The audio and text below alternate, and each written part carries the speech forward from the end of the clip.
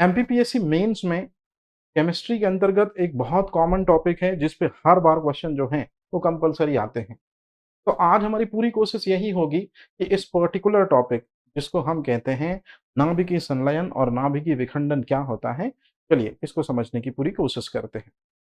सबसे पहले नाभिकीय संलयन और नाभिकीय विखंडन, इनको हम कहते हैं न्यूक्लियर फिजन और न्यूक्लियर फ्यूजन।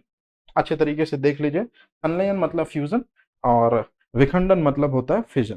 तो ये क्या कहलाती हैं, इनको सबसे पहले हम समझने की कोशिश करते हैं।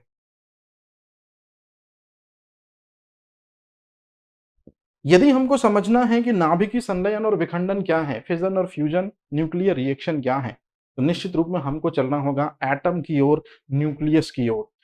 तो सबसे पहले हमको चलना होगा या जानना होगा जॉन डाल्टन को, जो ब्रिटेन के एक बहुत बड़े रसायनज्ञ हैं, जैसा कि आप सामने स्क्रीन पर देख भी पा रहे हैं। जॉन डाल्टन वो पर्सन है जिन्होंने सबसे पहले एटॉमिक थ्योरी दी थी 1808 में, और 1808 में परमाणुवाद सिद्धांत में उन्होंने ही सबसे पहले पूरी दुनिया को बताया था कि इस दुनिया में जितने भी पदार्थ होते हैं वो सभी के सभी अणुओं से, और अणु जो हैं परमाणुओं से मिलकर बनते हैं। मतलब पदार्थ की सबसे छोटी इकाई जो है, याद रखिएगा, परमाणु कहलाती है। इस रहस्य को पूरी दुनिया के सामने लाने का श्रेय जो है वो निश्चित रूप में जॉन डाल्टन को है। जॉन डाल्टन ने परमाणुवाद सिद्धांत में एक और बात कंसीडर करी थी कि बहुत से छोटे छोटे छोटे छोटे एटम जो हैं ये आपस में कंबाइन टुगेदर पदार्थ का निर्माण करते हैं। जैसे इस पर्टिकुलर चित्र में आप देख रहे होंगे कि ये एक पदार्थ है, तो बहुत सारे परमाणु मतलब बहुत सारे एटम आपस में कंबाइन होकर पदार्थ का निर्माण करते हैं। अब उससे भी इंपॉर्टेंट चीज जो मेरे को आपको बताना है और जो मेरे को आपको समझानी है, ध्यान से सुनेगा। जिस पर्सन ने पदार्थ की सबसे छोटी यूनिट को देखा, जिस पर्सन ने पदार्थ की सबसे छोटी इकाई को देखा, असल मायने में वो पर्सन दो इंपॉर्टेंट कलर जो ट्रांसपोर्ट सिस्टम में होते हैं, रेड और निश्चित रूप में ग्रीन, उनको नहीं देख सकता था। लाल और हरे रंग में देख तो सकता था लेकिन अंतर नहीं कर सकता था जॉन डाल्टन। इसीलिए एक जेनेटिक डिसऑर्डर है जिसको हम कहते हैं वर्णांधता। वर्णांधता बीमारी का नाम इन्हीं व्यक्ति के नाम पर है, डाल्टनिज्म। याद रखिएगा ये चीज। तो डाल्टनिज्म जो बीमारी है, वर्णांधता जो बीमारी है, वो एटम के खोजकर्ता नाम के व्यक्ति और एटम वर्ड जिसने दिया था उनको समर्पित है। अब इसके बाद यदि हम चलते हैं आगे तो एक बहुत महत्वपूर्ण चीज आपको समझनी होगी और बहुत महत्वपूर्ण चीज आपको जाननी होगी, क्योंकि यहीं से दरअसल में शुरुआत होती है एक नए युग की, जिसको हम कहते हैं परमाणु ऊर्जा। निश्चित रूप में परमाणु के अंदर जो ऊर्जा होगी उसे ही परमाणु ऊर्जा कहेंगे। अब सवाल पैदा ये होता है कि परमाणु जो है वो दो चीजों से मिलकर बनता है। सबसे पहली चीज, जो लगातार वृत्ताकार मार्ग में चक्कर लगाते हैं उन्हें हम इलेक्ट्रॉन कहते हैं, और परमाणु के सेंटर में पाया जाता है न्यूक्लियस, और न्यूक्लियस के अंदर होते हैं प्रोटॉन। तो असल मायने में ये इंफॉर्मेशन सबसे पहले हमको जिसने दी थी साल 1911 में, उसको कहते हैं रदरफोर्ड। तो रदरफोर्ड ने ही बताया था कि परमाणु के दो भाग होते हैं। पहला भाग वृत्ताकार मार्ग जिसको हम कक्षा या ऑर्बिट कहते हैं, और दूसरा न्यूक्लियस होता है जो कि एटम के सेंटर में होगा, और एटम के सेंटर में जो न्यूक्लियस होगा उसी के अंदर होंगे प्रोटॉन। अब मेरी बात बड़े ध्यान से सुनिएगा, क्योंकि नाभिकीय संलयन और विखंडन का पूरा रिलेशन यहीं पर बेस है। कोई भी एटम या किसी भी पदार्थ के जो एटम होते हैं वो 99.99% खाली होते हैं, खोखले होते हैं, एम्प्टी स्पेस होता है। मतलब किसी भी चीज के आपको एटम मिलेंगे तो उसमें 99.99% आपको होलो स्पेस मिलेगा, खाली स्पेस मिलेगा। 0.01% आपको सॉलिड पार्ट मिलेगा, और वही है दरअसल में न्यूक्लियस। कहने का सीधा सा मतलब है कि परमाणु के अंदर असल मायने में जो एनर्जी है वो न्यूक्लियस के अंदर ही है, और सबसे पहले आरडी ने ये बात हमको बताई थी। लेकिन 1911 में आरडी ने ये बात बताई कि परमाणु के अंदर न्यूक्लियस के अंदर प्रोटॉन के रूप में दरअसल में पूरी ऊर्जा सन्निहित है एटम की। लेकिन साल 1932 में एक व्यक्ति आता है जिसका नाम आप जानते हैं, चैडविक। और नो डाउट चैडविक ने कहा था कि किसी भी परमाणु के या किसी भी एटम के अंदर जो न्यूक्लियस होता है वहीं पाए जाते हैं प्रोटॉन और न्यूट्रॉन। और प्रोटॉन और न्यूट्रॉन इस दुनिया के सबसे स्ट्रॉन्गेस्ट फोर्स, जिसको हम कहते हैं प्रबल नाभिकीय बल, से जुड़े होते हैं। और यही प्रबल नाभिकीय बल जो होता है, जो प्रोटॉनों और न्यूट्रॉनों को जोड़ कर रखता है, इस दुनिया का सबसे शक्तिशाली बल है। और जब यही बंध या यही बॉन्ड जब ब्रेक होता है तो निश्चित रूप में जो एनर्जी निकलती है उसे ही हम कहते हैं दरअसल में परमाणु ऊर्जा। मतलब परमाणु ऊर्जा जो सब्जेक्ट है वो न्यूक्लियस के अंदर प्रोटॉन और न्यूट्रॉन आपस में जिस स्ट्रॉन्ग बॉन्ड के थ्रू जुड़े हैं, वही बॉन्ड यदि ब्रेक होता है तो निश्चित रूप में कौन सी एनर्जी बाहर आती है? न्यूक्लियर एनर्जी बाहर आती है। तो ये चीज आप जरूर याद रखिएगा। अब एक छोटा-सा एग्ज़ाम्पल मैं आपको पहले ही क्लियर करा दूँ, क्योंकि आगे चल के इस चीज़ को लेकर बहुत से स्टूडेंट के माइंड में काफ़ी कन्फ्यूज़न रहती है। जैसे हमारे पास एक पदार्थ है यूरेनियम का। निश्चित रूप में यूरेनियम एक जो है मेटल है, साथ ही साथ रेडियो एक्टिव एलिमेंट भी है। तो यूरेनियम यदि पदार्थ है, तो पदार्थ बहुत से परमाणुओं से मिलकर बनता है। ये आपको जॉन डाल्टन ने बताई थी। तो यदि ये यूरेनियम है, इसका सिंबॉलिक रिप्रेजेंटेशन यू है और दरअसल में पिच ब्लेंड ओर से निकाला जाता है। इसी वजह से हम यूरेनियम को धातु कंसीडर करेंगे। लेकिन उससे भी इंपॉर्टेंट चीज है कि यूरेनियम धातु तो है, लेकिन अल्फा बीटा गामा पार्टिकल निकलते हैं, इसलिए रेडियो एक्टिव एलिमेंट भी हैं। और शायद आपने पढ़ा हो या ना पढ़ा हो, रेडियो एक्टिविटी की डिस्कवरी भी असल मायने में यूरेनियम एलिमेंट के कारण ही तो हुई थी। हालांकि इसकी यहाँ जरूरत नहीं है। सिर्फ और सिर्फ मुझे ये चीज क्लियर करनी है कि यूरेनियम जो है तत्व या यूरेनियम जो पदार्थ जो है वो यूरेनियम के बहुत से परमाणुओं से मिलकर बना होगा। तो जैसे कि आप इस चित्र में देख रहे हैं, ये बड़ा सा जो गोला है, निश्चित रूप में यदि ये यूरेनियम है तो अंदर जो ये आप छोटे छोटे छोटे छोटे देख रहे हैं, ये हैं यूरेनियम के एटम। बहुत ध्यान से मेरी बात सुनिएगा। क्यों? क्योंकि जब कोई न्यूट्रॉन यूरेनियम को हिट करता है, जैसे आपने सुना होगा, तो अच्छे से देख लीजिए। बस मैं आपको ये समझाना चाहता हूं कि न्यूट्रॉन दरअसल में यूरेनियम के एक एटम को हिट करता है और एक एटम को हिट करने के बाद निकलती है बहुत सारी क्या? ऊर्जा। और बहुत सारी ऊर्जा निकलेगी तो साथ में एक न्यूट्रॉन के हिट होने से 3 नए न्यूट्रॉन बनेंगे। ये 3 नए न्यूट्रॉन अगले यूरेनियम के एटम को क्या करेंगे? निश्चित रूप में पेनेट्रेट करेंगे। 9 बनेंगे न्यूट्रॉन और ये 9 नए न्यूट्रॉन अगले यूरेनियम एटम, और इस तरह से एनर्जी होगी जनरेट। तो कहने का मतलब बहुत से स्टूडेंट के माइंड में ये दिक्कत रहती है कि सर यूरेनियम को न्यूट्रॉन से हिट करवाया जाता है तो कैसे निकलती है एनर्जी? तो असल मायने में जो न्यूट्रॉन होता है वो यूरेनियम के एटम के अंदर न्यूक्लियस से टकराता है। और जैसे ही न्यूक्लियस से टकराएगा तो न्यूक्लियस के अंदर प्रोटॉन और न्यूट्रॉन के बीच की बॉन्डिंग जो है वो ब्रेक हो जाती है, एनर्जी जनरेट होती है। तो this is the actual reason. अब एक सिंपल सी चीज जो यहां बतानी बहुत ज्यादा जरूरी है आप लोगों को, ध्यान से सुनिएगा कि स्थायित्व के आधार पर तत्व कितने प्रकार के होते हैं। नो डाउट स्थायित्व का मतलब होता है स्टेबिलिटी। स्थायित्व के आधार पर तत्व 2 प्रकार के होते हैं, जैसा कि आप चित्र में देख पा रहे होंगे। सबसे पहले स्थायी तत्व और दूसरे अस्थायी तत्व, मतलब स्टेबल एलिमेंट और अनस्टेबल एलिमेंट। अब ये क्या नाटक है, ध्यान से सुनिएगा। स्थायी तत्व वे हैं जिनकी शुरुआत एटॉमिक नंबर 1 हाइड्रोजन से और एंडिंग होती है 82 लेड पे। स्टेबल एलिमेंट हाइड्रोजन से शुरू होते और लेड पे मतलब सीसा पे एंड होते। अनस्टेबल एलिमेंट अस्थायी तत्व वे तत्व हैं जो रेडियो एक्टिव एलिमेंट कहलाते हैं। मैंने आपको पहले ही बता दिया। और रेडियो एक्टिव एलिमेंट ही रेडियो एक्टिविटी शो करते हैं। मतलब रेडियो एक्टिवता गुणधर्म अस्थायी तत्वों का है। और अस्थायी तत्वों की शुरुआत अगर हम पीरियोडिक टेबल की बात करें तो एटॉमिक नंबर 83 से हो जाती है। और एटॉमिक नंबर 82 हमने अभी पढ़ा लेड, 83 है बिस्मिथ। तो हमारी जो पीरियोडिक टेबल है एटॉमिक नंबर 83 बिस्मथ से अभी तक जो पीरियोडिक टेबल आई है, तत्व क्रमांक 118 ऑर्गेनेशन, फिजिक्स के प्रोफेसर यूरी ऑर्गेनेशन के नाम पर आवर्त सारणी या पीरियोडिक टेबल का लास्ट एलिमेंट है। तो 83 बिस्मथ से लेकर ऑर्गेनेशन 118 ये सभी के सभी अनस्टेबल एलिमेंट हैं, रेडियो एक्टिव एलिमेंट हैं। अब क्यों बोला मैंने अनस्टेबल एलिमेंट?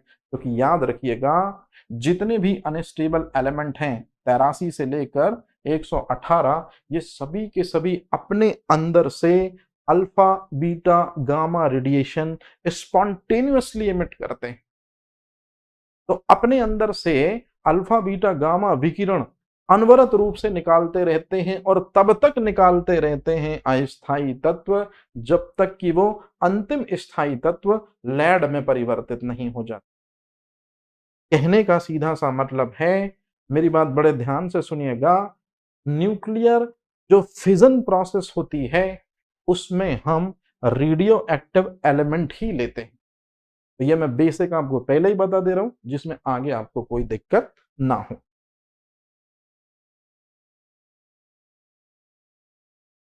अभी अभी मैंने आपको थोड़ी देर पहले समझाया कि रेडियो एक्टिविटी किसे कहते हैं। तो जो अस्थायी तत्व होते हैं एटॉमिक नंबर 83 से 118 ऑर्गेनेशन, ये सभी के सभी जो एलिमेंट होते हैं ये अस्थायी और रेडियो एक्टिव एलिमेंट होते हैं। मतलब ये अपने अंदर की एनर्जी को अल्फा बीटा और गामा के फॉर्म में बाहर निकालते हैं। तो अनस्टेबल एलिमेंट या रेडियो एक्टिव एलिमेंट का अल्फा बीटा गामा किरणों का उत्सर्जन करना, ये गुण या ये प्रॉपर्टी या ये फेनोमेना कहलाता है रेडियो एक्टिवता। और निश्चित रूप में जो पदार्थ रेडियो एक्टिवता शो करेगा वो होगा रेडियो एक्टिव एलिमेंट। अब मैं ये चीज आपको इसलिए पढ़ा रहा हूं क्योंकि नाभिकीय विखंडन प्रक्रिया जो होती है उसमें हमको रेडियो एक्टिव एलिमेंट ही चाहिए होते हैं, क्योंकि रेडियो एक्टिव एलिमेंट के पास में बहुत अधिक एनर्जी होती है जो कि स्थायी एलिमेंट के पास में नहीं होती। तो चलिए, आप लोगों की जो दिक्कत और परेशानी है उसको मैं सिंपल तरीके से बड़े आसानी से दूर कर देता हूं कि सामने आपको स्क्रीन पर दिख रहा होगा परमाणु ऊर्जा। तो परमाणु जो है 99.99% परमाणु में खोखला पोर्शन होता है। तो असल मायने में परमाणु का सॉलिड पोर्शन होता है 0.01% न्यूक्लियस। कहने का मतलब ये है कि एटम के अंदर असल एनर्जी जो है वो न्यूक्लियस के अंदर है। मतलब न्यूक्लियस के ब्रेक होने से ही, प्रोटॉन और न्यूट्रॉन के बीच की बॉन्डिंग के ब्रेक होने से ही एनर्जी जनरेट होती है। मतलब जिसको हम कहते हैं एटॉमिक एनर्जी, परमाणु ऊर्जा, असल मायने में वो एटम के ब्रेक होने से नहीं, एटम के अंदर न्यूक्लियस के ब्रेक होने से निकलती है। So that is why we have to say atomic energy को इसी वजह से न्यूक्लियर एनर्जी कहा जाता है। रहेगी ये चीज। तो अब यहां पर जो आप सिंपल सा एग्जाम्पल जो देख रहे हैं वो यही है कि न्यूक्लियर फिजन, इसको हिंदी में कहते हैं नाभिकीय विखंडन, न्यूक्लियर फ्यूजन जैसे हिंदी में कहते हैं नाभिकीय संलयन, ये दोनों के दोनों दरअसल में नाभिकीय ऊर्जा प्राप्त करने के ही प्रतिरूप है। या न्यूक्लियर एनर्जी के दो फॉर्म होते हैं, दो रूप होते हैं, नाभिकीय विखंडन और नाभिकीय संलयन। तो अब बिना देरी किए हुए चलिए चलते हैं सबसे पहले पोर्शन की ओर कि किसे कहते हैं हम नाभिकीय ऊर्जा। मीन्स में कभी भी क्वेश्चन आएगा तो 5 मार्कर क्वेश्चन आएगा सीधा सीधा कि नाभिकीय संलयन और विखंडन में, मतलब फिजन में और फ्यूजन में आप अंतर लिखिए, डिफरेंस लिखिए। लेकिन यदि क्वेश्चन बना 11 मार्कर तो यहां से शुरुआत की जाएगी। ये एटॉमिक एनर्जी क्या है और इसके दो फॉर्म या दो स्वरूप या दो प्रतिरूपों पर चर्चा कीजिए। तो जो ऑलरेडी आपको पता है वही है, शुरुआत हम करते हैं। सबसे पहले परमाणु ऊर्जा क्या कहलाती है, तो मेरी बात बड़े ध्यान से सुनिएगा कि परमाणु ऊर्जा क्या कहलाती है।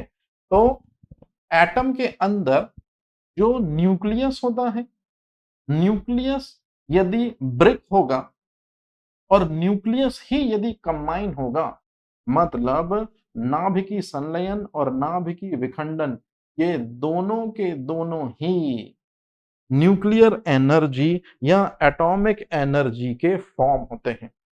तो ये सिंपल सी चीज आपको याद रखनी है कि परमाणु के नाभिकीय संलयन और विखंडन के द्वारा परमाणु ऊर्जा जो है वो बनती है, जैसे कि अपन ने ये स्टेटमेंट दिया भी है। अब और भी इंपॉर्टेंट चीज, परमाणु ऊर्जा के दो रूप होते हैं, एक तो नाभिकीय संलयन और दूसरा नाभिकीय विखंडन। तो चलिए बिना देरी किए हुए शुरुआत करते हैं सबसे पहले नाभिकीय विखंडन से। अब नाभिकीय विखंडन जो है ये वर्तमान की तकनीक है। कैसे वर्तमान की तकनीक है? अगर हम कुछ समय पहले जाएं, लगभग 60-70 साल पहले जाएं, तो एक ईयर हमारे पास निकल कर आता है 1939। अब देखिए हमको जरूरत पड़ गई हमारे पुराने बेसिक। 1939 वो टाइम पीरियड है जब एक पर्सन का नाम है जो जर्मनी से ताल्लुकात रखने वाला पर्सन है और निश्चित रूप में एटॉमिक एनर्जी का बहुत बड़ा जानकार है, जिनको हम कहते हैं ऑटो हॉर्न। तो जर्मन साइंटिस्ट ऑटो हॉर्न, उसके साथ एक और साइंटिस्ट है जिनको हम कहते हैं स्ट्रॉसमैन। उन्होंने दरअसल में रेडियो एक्टिव सब्सटेंस या अस्थायी पदार्थों से एनर्जी को उत्पादित करने की एक नई टेक्निक सीखी, जो सेकेंड वर्ल्ड वॉर के दौरान निश्चित रूप में यूएसए, यूके मतलब विकसित देशों के अगेंस्ट में एक खतरनाक जरिया बन सकती थी जीत का। इसीलिए दरअसल में ऑटो हॉर्न और स्ट्रासमैन ने रात दिन मेहनत की और फाइनल में वो इस पे सफल भी हुए। उन्होंने किया क्या? यूरेनियम जो है, जैसा कि आप चित्र में देख रहे हैं, ये यूरेनियम, तो याद रखिएगा ये यूरेनियम एलिमेंट नहीं है, ये यूरेनियम का सिर्फ एक एटम है। ये यूरेनियम का सिर्फ एक एटम है। तो यूरेनियम के एक एटम को उन्होंने न्यूट्रॉन से हिट करवाया। जैसे ही न्यूट्रॉन हिट करेगा यूरेनियम के एटम को, तो ये जो न्यूक्लियस है ये दो सेगमेंट में डिवाइड हो जाएगा, बेरियम और क्रिप्टॉन में, और साथ ही साथ में 3 न्यूट्रॉन बनेंगे, मतलब ये 2 नए बने और एक तो ये खुद ही, और साथ ही साथ 200 MeV एनर्जी जो है वो निकलती है। तो एक सिंगल न्यूक्लियस यदि ब्रेक होता है न्यूट्रॉन के थ्रू तो इतनी एनर्जी निकलती है। तो सोचिए यूरेनियम के मैटर के अंदर या यूरेनियम के पदार्थ के अंदर कितने सारे एटम होंगे, और हर एटम को दरअसल में न्यूट्रॉन क्या करेगा? विच्छेदित करेगा या ब्रेक करेगा, तो बहुत अधिक ऊर्जा निकलेगी। तो कहने का सीधा सा मतलब है कि 1939 मतलब 20वीं शताब्दी में ऑटो हॉर्न और स्ट्रासमैन साइंटिस्ट के द्वारा इस रिएक्शन को खोज निकाला गया, और इसी थ्योरी पे, इसी प्रिंसिपल्स पे आगे चलकर जो चीज बनेगी मैं आपको बहुत अच्छे से अभी बता देता हूं। एटम बॉम्ब और न्यूक्लियर रिएक्टर, नाभिकीय विखंडन के सिद्धांत पर, न्यूक्लियर फिजन के सिद्धांत पर ही असल मायने में क्या बनते हैं? एटम बॉम्ब और न्यूक्लियर रिएक्टर काम करते हैं। तो सबसे पहली ये चीज हो गई। अब दूसरी चीज हो गई कि न्यूक्लियर फिजन की प्रोसेस में आप खुद देखिए, ये यूरेनियम का एक एटम है, निश्चित रूप में न्यूट्रॉन हिट कर रहा है, तो ये 2 पोर्शन में डिवाइड हो गया और साथ ही साथ में 200 MeV एनर्जी निकली और 3 नए न्यूट्रॉन बने। मतलब नाभिकीय विखंडन अभिक्रिया में एक हैवी न्यूक्लियस, ये हैवी न्यूक्लियस जो होता है वो 2 हल्के न्यूक्लियस में, बेरियम और क्रिप्टॉन में क्रमशः टूट जाता है। इस प्रोसेस में काफी कम एनर्जी निकलती है, 200 MV एनर्जी निकलती है, ये हमने पहले भी देखा। सबसे महत्वपूर्ण चीज है पॉइंट नंबर 3, यदि हमको यूरेनियम मिल जाए, न्यूट्रॉन से हम हिट कराएं, तो नॉर्मल रूम टेम्परेचर पर 25 डिग्री सेंटीग्रेड टेम्परेचर पर भी ये रिएक्शन परफॉर्म हो सकती है, मतलब कोई दिक्कत परेशानी हमको नहीं। रूम टेम्परेचर पर या नॉर्मल कंडीशंस में भी न्यूक्लियर फिजन को कराया जा सकता है, कोई स्पेशल टेम्परेचर नहीं चाहिए इनके लिए। इसके बाद अगली जो सबसे इंपॉर्टेंट चीज मेरे को आपको समझानी है, प्लीज इस डायग्राम को बहुत अच्छे से समझिएगा, क्योंकि इस डायग्राम में बहुत सारी चीजें एक साथ मैंने बताई हैं। सबसे पहले एटम जो है, यदि इसको मैं डायग्रामेटिक रिप्रेजेंटेशन करता चलूं, तो कुछ ऐसा होगा ये, देखिए ध्यान से, ये हो गया एटम। एटम के सेंटर में क्या हो जाते हैं, प्रोटॉन और न्यूट्रॉन, इस तरह से। तो जो एटम होता है उसके बिल्कुल ठीक बीचों बीच में क्या है, न्यूक्लियस है, नाभिक है। एटम की असल एनर्जी प्रोटॉन और न्यूट्रॉन के रूप में ही तो होती है, और बीच में जो सबसे स्ट्रॉन्गेस्ट फोर्स लगता है, नो डाउट उसे हम क्या कहते हैं, प्रबल नाभिकीय बल। तो मैं शॉर्ट में लिख देता हूं कि यही प्रबल नाभिकीय बल, यही तो दरअसल में ब्रेक होता है। किसके जरिए ब्रेक होता है बेटा जी, निश्चित रूप में न्यूट्रॉन के जरिए ब्रेक होता है, याद रखिएगा। अब आती सबसे इंपॉर्टेंट चीज, तो न्यूट्रॉन यदि इस बॉन्ड को ब्रेक कर देता है तो फिर निश्चित रूप में क्या जनरेट होती है, एनर्जी। आप यहां सुनिए बड़े ध्यान से, यूरेनियम को न्यूट्रॉन से हिट करवाया, निश्चित रूप में एटॉमिक एनर्जी या न्यूक्लियर एनर्जी जनरेट हुई। इस न्यूक्लियर एनर्जी से यदि आप लाखों और करोड़ों लोगों की जान लेना चाहते हैं तो आप बनाइए एटम बॉम्ब। और यदि न्यूक्लियर एनर्जी जो जनरेट हुई है उससे आप लोगों के घरों को रोशन करना चाहते हैं, तब आप यूज कीजिए न्यूक्लियर रिएक्टर। कहने का सीधा सा मतलब है कि नाभिकीय विखंडन से जो परमाणु ऊर्जा या नाभिकीय ऊर्जा निकलती है, यदि उस नाभिकीय ऊर्जा से आप एटम बम बनाते हैं तो बहुत सी हीट निकलेगी जो लोगों की जान ले लेगी। तो ये होगा नाभिकीय ऊर्जा का विनाशात्मक प्रक्रम। और यदि यूरेनियम के विखंडन से जो नाभिकीय ऊर्जा निकलती है उससे न्यूक्लियर रिएक्टर की सहायता से आप इलेक्ट्रिकल एनर्जी में उसको कन्वर्ट कर देते हैं, तो ये हुआ नाभिकीय विखंडन का रचनात्मक प्रक्रम। मतलब अब कोई लाइफ में कभी आपसे पूछे कि न्यूक्लियर रिएक्टर क्या करता है, तो न्यूक्लियर रिएक्टर यूरेनियम के ब्रेकडाउन से जो न्यूक्लियर एनर्जी निकलती है उसको इलेक्ट्रिकल एनर्जी में कन्वर्ट करता है। यह है न्यूक्लियर रिएक्टर का काम। और यूरेनियम के ब्रेकडाउन से जो न्यूक्लियर एनर्जी निकलती है, यदि उस न्यूक्लियर एनर्जी से लाखों और करोड़ों लोगों की जान ले ली जाए, क्योंकि अगर उसे तब्दील कर दिया जाए हीट एनर्जी में, तो निश्चित रूप में ये बन गया हमारा एटम बॉम्ब। कहने का सिंपल सा मतलब है कि चाहे एटम बॉम्ब बनाएं हम, चाहे न्यूक्लियर रिएक्टर बनाएं, दोनों के दोनों ना विखंडन अभिक्रिया पर ही आधारित हैं, न्यूक्लियर फिजन प्रोसेस पर आधारित है। तो वर्ल्ड में सबसे पहला न्यूक्लियर रिएक्टर कौन सा था, शायद आपने ये चीज तो सुनी होगी, नहीं सुनी तो मैं बताता हूं। 1942 में एनरिको फर्मी वो व्यक्ति हैं जिन्होंने वर्ल्ड में सबसे पहला न्यूक्लियर रिएक्टर बनाया।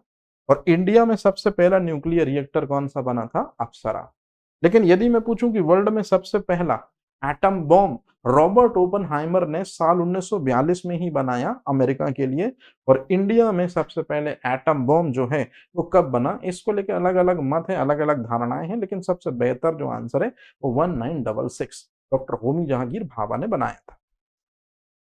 अब इसके जस्ट बाद यदि हम आगे चलें तो हम देखते हैं जो सबसे महत्वपूर्ण चीज है, और वो सबसे महत्वपूर्ण चीज ध्यान से सुनिएगा, ये है बहुत महत्वपूर्ण चीज कि आपसे कभी क्वेश्चन पूछा जाएगा कि नाभिकीय रिएक्टर जैसे अप्सरा हो गया या तारापुर में जो संयंत्र हैं उनके अंदर भी न्यूक्लियर रिएक्टर लगा हुआ है ना। मंडला के चुटका में न्यूक्लियर रिएक्टर लगाने की बात की गई थी, एटम बॉम्ब के बारे में ऑलरेडी आप जानते हैं। तो ये किस प्रोसेस पे बेस है, नाभिकीय विखंडन की प्रोसेस पे बेस है।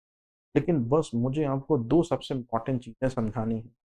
आपसे कभी भी कोई पूछे कि न्यूक्लियर रिएक्टर और एटम बॉम्ब में डिफरेंस क्या है, एक छोटा सा डिफरेंस बताइए, तो आपको हमेशा यही बात बोलना है कि सबसे पहले इनमें जो सिमिलैरिटी है वो आपको बिल्कुल साफ साफ बता देनी है सामने वाले को, कि चाहे एटम बॉम्ब हो और चाहे न्यूक्लियर रिएक्टर हो, दोनों इसी थ्योरी पे बेस, मतलब ये सिमिलैरिटी है कि दोनों नाभिकीय विखंडन पर आधारित हैं। परंतु अब मेरी बात ध्यान से सुनिएगा, यदि न्यूक्लियर रिएक्टर के अंदर यूरेनियम को न्यूट्रॉन ने हिट करना शुरू किया, निश्चित रूप में क्या बनेगी, न्यूक्लियर एनर्जी या एटॉमिक एनर्जी बनेगी। इस एटॉमिक एनर्जी को आप कंट्रोल कर सकते हैं कंट्रोलर रॉड के थ्रू, कैडमियम और बोरॉन की, और साथ ही साथ में आप इस एनर्जी को मंदक के जरिए या मॉडरेटर के जरिए या हैवी वाटर के जरिए या ग्रेफाइट के जरिए भी कंट्रोल कर सकते हैं। तो आपसे कभी भी अब क्वेश्चन पूछा जाए कि न्यूक्लियर रिएक्टर क्या है, तो आपको कहना है नियंत्रित नाभिकीय विखंडन पर आधारित एक उपकरण। इसी तरह से यदि कोई आपसे पूछे कि एटम बॉम्ब क्या है, तो एटम बॉम्ब बनाने में भी यूरेनियम लेना होगा, न्यूट्रॉन से हिट कराना होगा, लेकिन धोखे से भी न्यूट्रॉन ने एक बार यूरेनियम को हिट करना स्टार्ट किया एटम बॉम्ब के अंदर, तो फिर किसी की ताकत नहीं कायनात में कि इस रिएक्शन को रोक सके। इसीलिए हम वर्ड यूज करते हैं अनियंत्रित। मतलब एटम बॉम्ब और न्यूक्लियर रिएक्टर दोनों के दोनों नाभिकीय विखंडन पर तो बेस है, न्यूक्लियर फिजन पर तो बेस है, लेकिन आप अच्छे से देख लीजिए, एक कंट्रोल और दूसरा अनकंट्रोल। तो अब मुझे नहीं लगता कि कोई दिक्कत परेशानी होगी। भारत का जो न्यूक्लियर एनर्जी प्रोग्राम शुरुआत में बना था, वो इस चीज को प्रमोट करने के लिए बना था कि जो न्यूक्लियर एनर्जी यूरेनियम के ब्रेकडाउन से मिलती है, उसका शांतिपूर्वक उपयोग करेंगे हम। और शांतिपूर्वक उपयोग तभी हो पाएगा जब न्यूक्लियर एनर्जी से इलेक्ट्रिसिटी बनाएंगे with the help of nuclear reactor की मदद से। तो ये बात आप जरूर याद रखिएगा कि विखंडन अभिक्रिया को नियंत्रित कर सकते हैं कंट्रोलर रॉड और मॉडरेटर के जरिए, और निश्चित रूप में शांतिपूर्ण कार्यों में हम इसका उपयोग कर सकते हैं। लेकिन इंडिया ने हमेशा दलील दी है कि हमने जो एटम बॉम्ब बनाए हैं, ये किसी पर अटैक करने के लिए नहीं बनाए या पहले हमने यूज करने के लिए नहीं बनाए। बस इंडिया है सेल्फ न्यूक्लियर पावर, इंडिया नाभिकीय ऊर्जा से ओतप्रोत होना चाहता है, इंडिया नाभिकीय ऊर्जा वाला कंट्री बनना चाहता है, इंडिया न्यूक्लियर पावर बनना चाहता है। इसी वजह से हमने एटम बम बनाए। मतलब इंडिया का कहना है कि हमने एटम बम भी डिजाइन किए हैं किसी पर अटैक करने के लिए नहीं, बल्कि पीसफुल रिलेशन के लिए, या हम अपने में सेल्फ रिलायबल हो जाएं, हम अपने में आत्मनिर्भर हो जाएं, और निश्चित रूप में हम किसी पर कभी भी पहले कभी भी लड़ाई होगी तो निश्चित रूप में एटम बम का यूज नहीं करेंगे। तो इस तरह का स्टेटमेंट दिया गया था किसके जरिए, आपने शायद सुना होगा 1998 में, जब सेकेंड टाइम एटम बॉम्ब की टेस्टिंग करी थी पंडित जवाहरलाल, माफी चाहता हूँ, पंडित जवाहरलाल नेहरू तो उस समय थे ही नहीं। उस समय कौन था, पंडित अटल बिहारी वाजपेयी, जिनके बर्थडे को 25 दिसंबर के दिन हम मनाते हैं गुड गवर्नेंस डे के रूप में। अब आती सबसे इंपॉर्टेंट चीज, आप लोगों को शुरुआत में मैंने जो रेडियो एक्टिविटी पढ़ाई, आप लोगों को शुरुआत में जो मैंने रेडियो एक्टिव एलिमेंट पढ़ाए, वो सिर्फ इस मकसद के लिए पढ़ाए थे, इस मकसद के लिए कि जो नाभिकीय विखंडन है, न्यूक्लियर फिजन की जो प्रोसेस है, उसमें हम न्यूट्रॉन से जिस भी चीज को हिट कराते हैं, वो चीज कहलाता है न्यूक्लियर फ्यूल, वो चीज कहलाता है नाभिकीय ईंधन। तो नाभिकीय ईंधन से हमको ज्यादा से ज्यादा एनर्जी मिलती है परंपरागत ईंधनों की तुलना में, जैसे कोयला, पेट्रोलियम, है ना, इनसे जो एनर्जी मिलती है उसकी तुलना में न्यूक्लियर फ्यूल से, जैसे कि हमको यूरेनियम हो गया, प्लूटोनियम हो गया, और वर्तमान समय में केरल की मोनोजाइड रेत में हमको थोरियम के भंडार मिले हैं। तो ये सभी के सभी न्यूक्लियर फ्यूल जो हैं, ये हमको बहुत अधिक एनर्जी दे सकते हैं। तो इसीलिए जितनी भी न्यूक्लियर विखंडन की प्रोसेस है, चाहे न्यूक्लियर रिएक्टर की बात हो, चाहे एटम बॉम्ब ड्रॉ करने की बात हो, हम इन्हीं का इस्तेमाल करते हैं। ये चीज हमेशा आप याद रखेंगे। अब आता है सबसे इंपॉर्टेंट चीज, चाहे एटम बॉम्ब टेस्टिंग की बात हो और चाहे न्यूक्लियर रिएक्टर एकदम से एक्सप्लोस हो जाए, मतलब न्यूक्लियर रिएक्टर में जैसे चेरनोबिल त्रासदी 1986 जैसी परिघटना हो जाए, या फुकुशिमा दाइची जैसी घटना हो जाए साल 1911 में, है ना, और या तो एटम बॉम्ब की टेस्टिंग करें या एटम बॉम्ब को जानबूझकर हम फेंक दें जैसे सेकेंड वर्ल्ड वॉर में हुआ था। तो अगर आप नाभिकीय रिएक्टर का एक्सप्लोशन यदि एकदम से हो जाता है, या एटम बॉम्ब की टेस्टिंग या एकदम से एटम बॉम्ब का आप यूज कर देते हैं, तो निश्चित रूप में बहुत ज्यादा मात्रा में alpha beta and gamma radiation निकलते हैं। ये अल्फा बीटा गामा रेडिएशन बहुत खतरनाक होते हैं।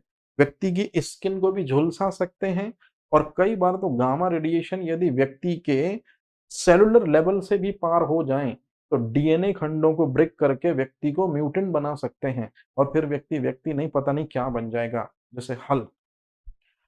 इसी तरह से जब यूरेनियम एक्सप्लोज होता है एटम बॉम्ब में तो बहुत अधिक मात्रा में सैंड आती है, बहुत अधिक मात्रा में धूल का गुबार सा छा जाता है और यही धूल धीरे धीरे फिर जल में गिरती है, जल प्रदूषण।